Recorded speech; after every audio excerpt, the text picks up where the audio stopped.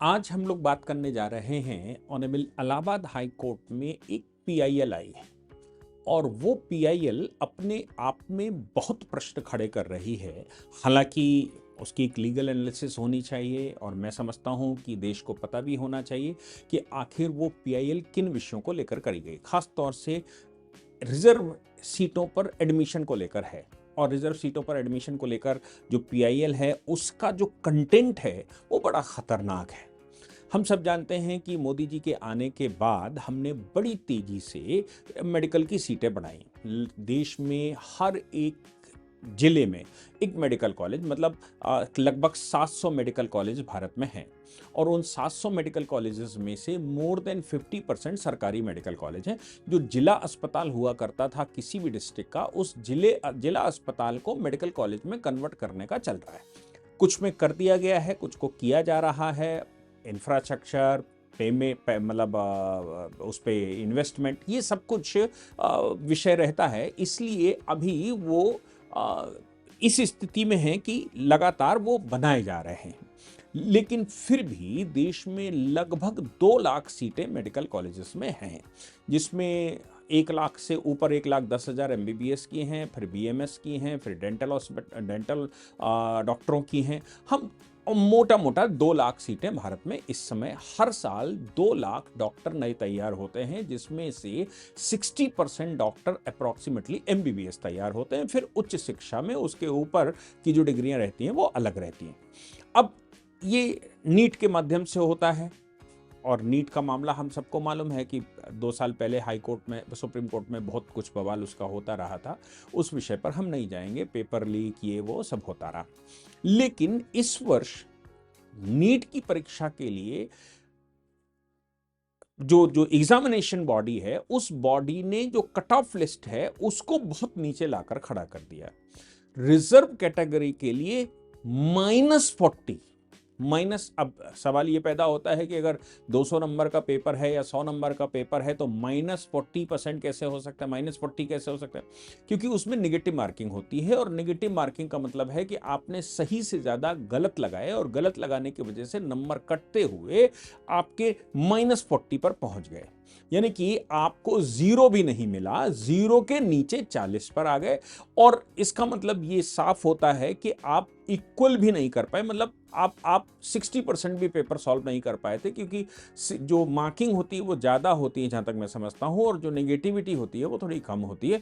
तो वो उन दोनों का बैलेंस मिलाने के बाद -40 पर पहुंच गया।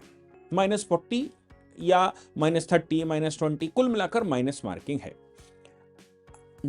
एग्जामिनेशन अथॉरिटी ने क्या किया कि जितनी रिजर्व सीटें हैं, चाहे वो SC, ST, OBC, economic weaker section, disability, इनका सबकी मेरिट डाउन कर दी, सबकी मेरिट। और यहां तक कि एससी, एसटी, ओबीसी की मेरिट -40 पर ले गए। अब जब एग्जामिनेशन अथॉरिटी की बात आती है तो एग्जामिनेशन अथॉरिटी का कहना यह है कि सीटें अभी 18,000 या 20,000 खाली हैं। 20,000 सीटों को भरना अति आवश्यक है और चूंकि सीटें अभी खाली हैं तो कैसे भरा जाए, इसलिए ये माइनस तक ले गए हैं। -40 जिसके नंबर होंगे उसका भी एडमिशन, -40 से थोड़े ज्यादा, मतलब -30, 35, तो कट ऑफ -40 तक ले रहे हैं। इनको इनवाइट करेंगे कंसल्टेशन के लिए, इंटरव्यू के लिए। इलाहाबाद हाई कोर्ट में केस आ गया। केस में जो पिटिशनर है, पिटिशनर ने अपनी बात कही। उन्होंने ये कहा कि भाई सब कुछ ठीक है, रिजर्वेशन ठीक है, रिजर्वेशन की पॉलिसी ठीक है, लोगों को अपॉर्चुनिटी देना ठीक है, इक्विटी देना ठीक है, सब कुछ अच्छी बात है। लेकिन जब आप डॉक्टर इंफीरियर कैटेगरी के बनाएंगे तो उससे होने वाला डैमेज कौन कौन बियर करेगा, उसका डैमेज कहां जाएगा? क्या रिजर्वेशन इफिशिएंसी को माइनस करते हुए भी रिजर्वेशन लागू किया जा सकता है? अब मैं आपको इसको बता दूं कि डॉक्टर अंबेडकर ने जिस समय रिजर्वेशन की बात कही थी, उस समय रिजर्वेशन में भी आर्टिकल 335 जोड़ दिया गया था और यह कहा गया था कि रिजर्वेशन में not be on the cost of efficiency of the department of the country. यानी कि आर्टिकल 335 में यह बात कही गई थी कि इफिशियंसी की कॉस्ट पर किसी भी प्रकार से रिजर्वेशन लागू नहीं किया जा सकता। अब सवाल ये पैदा होता है कि सिंगल डॉक्टर जब बैठता है, सिंगल इंजीनियर आर्किटेक्ट बैठता है, या कोई जो प्रोफेशनल एजुकेशन के लोग होते हैं या प्रोफेशनल लोग होते हैं, वो जब खुद बैठते हैं तो खुद के बैठने पर वो सिंगल निर्णय करता है। डॉक्टर उस पर लिखता है, उस पर मेडिसिन लिखता है, एक गोली से खेल हो सकता है। यानी कि अगर किसी इनएफिशिएंट डॉक्टर ने कोई एक टैबलेट लिख दी तो व्यक्ति की मृत्यु भी हो सकती है। ये एक व्यक्ति को रिजर्वेशन अधिकार देना और किसी की मृत्यु होना, क्या इसको इफिशियंसी कहा जा सकता है, या ये कहा जा सकता है कि इससे इफिशियंसी डाउन नहीं होती? तो ये बहुत सारे प्रश्न छिड़ गए। 2006 तक मैं आपको बताऊं, 2006 तक हायर एजुकेशन में, प्रोफेशनल एजुकेशन में रिजर्वेशन नहीं था। लेकिन केंद्र में यूपीए की सरकार बैठी और हम सब जानते हैं आजकल रिजर्वेशन इंसाफ का हथियार कम, लोगों को इंसाफ देने का हथियार कम हो गया है, वोट बैंक सिक्योर करने का हथियार ज्यादा हो गया है। तो फिर यूपीए गवर्नमेंट बैठी, उसको लगा कि हायर एजुकेशन में भी, प्रोफेशनल एजुकेशन में भी रिजर्वेशन होना चाहिए। उन्होंने प्रोफेशनल एजुकेशन में रिजर्वेशन लागू कर दिया। जब प्रोफेशनल एजुकेशन में रिजर्वेशन लागू हुआ तो ऑनरेबल सुप्रीम कोर्ट में वो चैलेंज हुआ अशोक कुमार ठाकुर के जजमेंट में। और Ashok Kumar Thakur versus union of India में जब वो चैलेंज हुआ तो सुप्रीम कोर्ट ने भी उसको क्लियर कर दिया, बोले प्रोफेशनल एजुकेशन में भी ये रिजर्वेशन वैलिड है और इससे कोई वो नहीं पड़ेगा। लेकिन इफिशियंसी के ग्राउंड पर 50% की कैप लगा कर रखी। अब ये जो केस सुप्रीम हाई कोर्ट में आया है, इस केस में ये कहा गया, अब इसमें बहुत सारे तर्क हमारे पास हैं, और वो तर्क से मतलब है कि ऐसे ऐसे तर्क हैं, मतलब ऐसे ऐसे जजमेंट हैं, जिसमें इंदिरा साहनी का जजमेंट है, 50% की कैप को उसने वेरीफाई किया था। अशोक कुमार ठाकुर का जजमेंट है जिसमें हायर एजुकेशन, प्रोफेशनल एजुकेशन में भी रिजर्वेशन को वैलिड ठहराया था।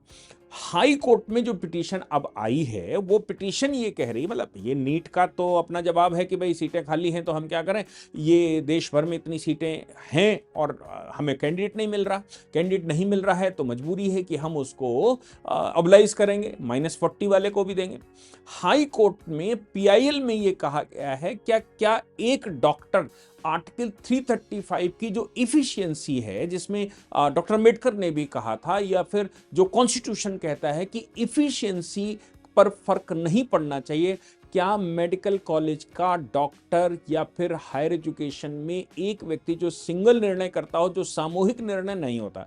डॉक्टर हम सब जानते हैं इंडिविजुअली बैठते हैं, इंडिविजुअली प्रैक्टिस करते हैं, तो क्या सामूहिक निर्णय में इफिशियंसी तो ठीक है, लेकिन क्या जो इंडिविजुअल निर्णय करने वाले हैं, प्रोफेशनल एजुकेशन के निर्णय करने वाले हैं, क्या उसमें भी इफिशियंसी देखी जाएगी?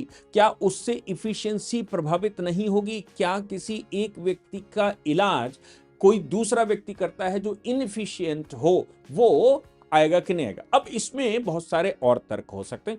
ये बात एडमिशन लेवल की है, केवल एडमिशन लेवल का मतलब है कि मेडिकल कॉलेज में एडमिशन लेना, लेकिन मेडिकल कॉलेज के अंदर एडमिशन होने के बाद, ये एडमिशन तो हो गया, चलो इनएफिशिएंट का एडमिशन हो गया, अब उसकी जो एजुकेशन है, एजुकेशन के बाद जो उसको डिग्रियां मिलेंगी, क्या वो वैसी ही हैं? वो सबकी क्वालिफिकेशन बराबर है?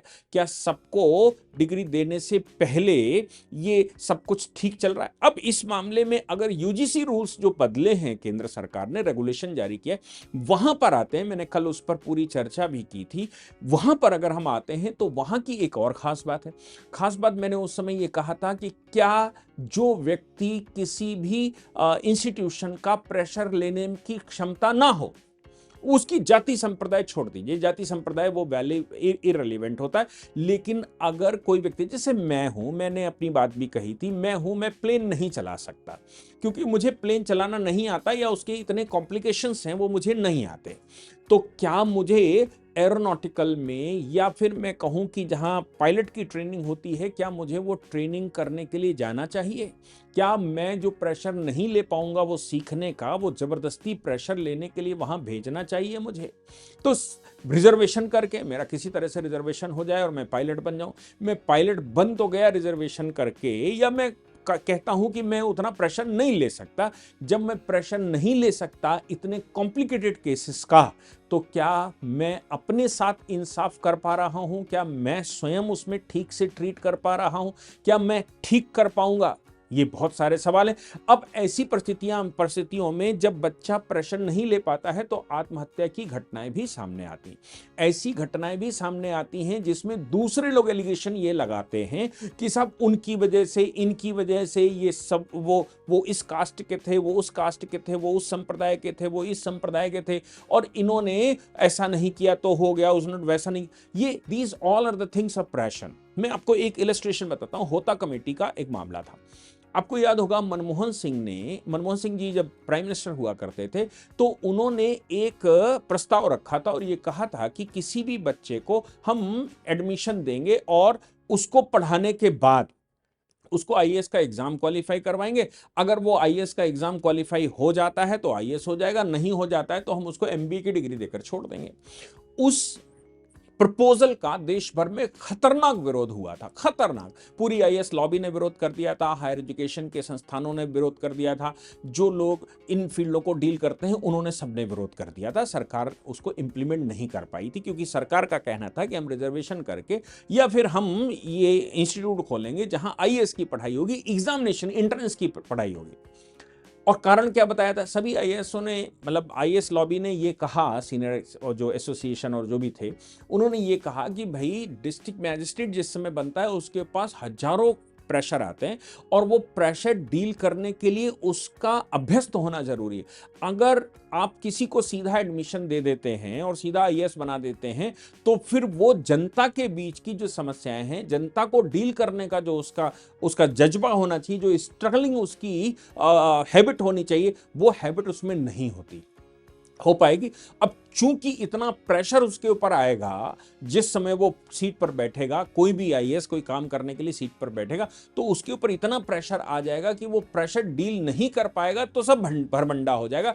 इसलिए जो आप एज कम करने की बात कर रहे हैं और एज कम करके आप एक इंस्टीट्यूट खोलने की बात कर रहे हैं कि हम उसको वहां करवाएंगे, ये ठीक नहीं है। उसको अपने आप से तैयारी करने दीजिए, अपने आप से तैयारी करेगा और अपने आप से तैयारी करने के बाद, मतलब अपने आप से तैयारी करने के बाद वो स्ट्रगल करके क्वालिफाई होगा तो ही वो इतना प्रेशर ले पाएगा, अदरवाइज वो प्रेशर नहीं ले पाएगा। आपको याद होगा हरियाणा में आत्महत्या का, मतलब एक सीनियर आईपीएस ऑफिसर की भी आत्महत्या के, या आईएएस ऑफिसर के आत्महत्या के प्रकरण अभी सामने आए। आप सोचिए कि जब दुनिया को प्रेशर में लेता हो और वो प्रेशर नहीं ले सकता कोई व्यक्ति, तो क्या जबरन उसको उस काम को करवाना चाहिए? आप अपने बच्चों को लेकर देखिए कि जो बच्चा आपका बड़े झूले पर नहीं झूल सकता, क्या जबरदस्ती उसको झूले पे बिठाया जा सकता क्योंकि आप प्रभावशाली व्यक्ति हैं या आपके पास रिजर्वेशंस हैं उस झूले पर बिठाने का? मैं नहीं समझता कि कोई भी व्यक्ति अपने बच्चे को इस तरह से प्रेजेंट करेगा कि वो अगर प्रेशर नहीं ले सकता फिर भी वो करे और बाद में आत्महत्या कर ले।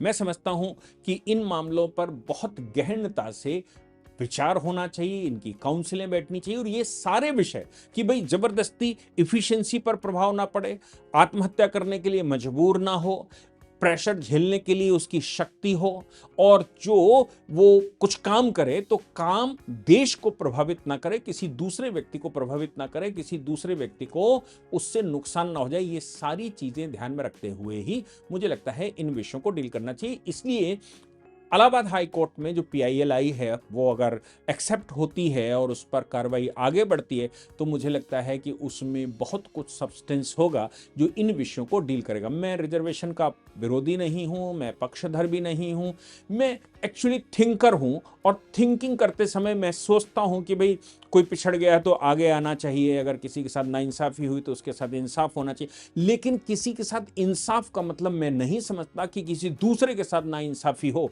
और fundamental right to life is my fundamental right, मेरा फंडामेंटल राइट टू लाइफ है। और कोई डॉक्टर ऐसा आ जाए जो मैं उससे परफेक्ट इलाज ना कर पाऊं तो मेरे फंडामेंटल राइट का क्या होगा? Reservation is the fundamental right, व्यक्ति को जाना फंडामेंटल राइट, लेकिन मेरे राइट का क्या होगा?